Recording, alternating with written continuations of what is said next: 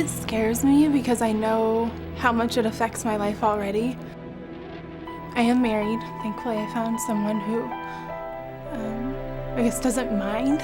It's difficult, having somebody like this, marrying somebody with a disability, not because you can't do things, but because it forces you to pick a different way to do things. And a lot of people have trouble coming to terms with that. Like, there are a lot of things that my husband does, like, he rides bikes and, he'll go camping and stuff like that. And it's just stuff that I can't do or I'm not comfortable to do because there's just so much that could go wrong. I worry that it might be too much for Max. To take care of her is a lot of stress. I need to ask my husband to do things for me, and there are a lot of things that people just cannot understand until you're actually in that position. So there are a lot of things that I'd like to do. I'd like to, walk to the farmer's market and not have to worry about whether or not I'm gonna fall. It's just having to kind of think about every step that you take and everything that you do and, what could go wrong. And she'd go to visit her grandmother on a road trip and stop at the rest area and fall down, and I can just picture her at a rest area trying to get up and nobody around, and she just tells the story like it's part of her everyday life. That shouldn't be part of anybody's everyday life, falling down and not having somebody to help you up. It's scary because thankfully at this point I haven't seriously hurt myself, but there's always that possibility that, I'll slip and fall in the shower and hit my head or, anything like that, fall crossing the street and get hit by a car. Or you just never know. Life shouldn't be that hard. It just shouldn't be that hard. And I wish I could do something to make it easier for her. My body's been deteriorating at this point, just the difference from like when I graduated high school until now. It's a pretty big deal.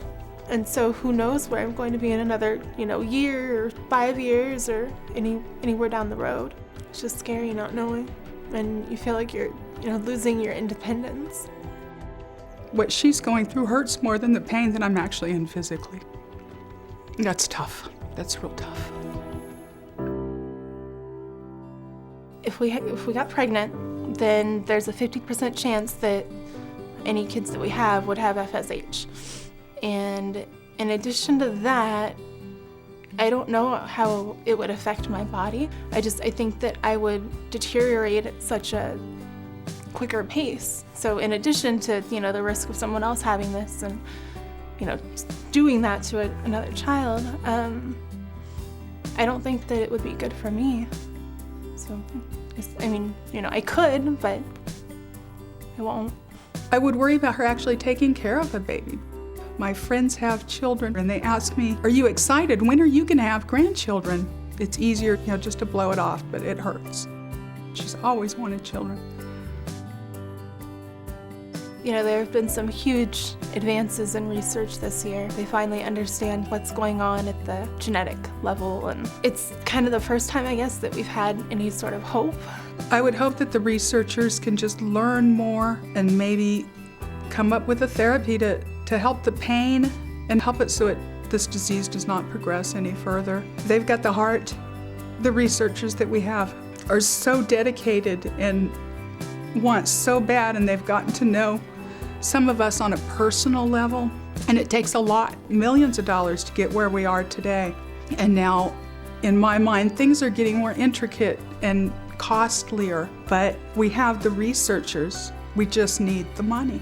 That's kind of the first step to being able to explore it further and, develop treatments and eventually a cure. So it's a huge deal. Just that I think that we have, a little bit of hope and everything helps. Hopefully it'll lead to something great.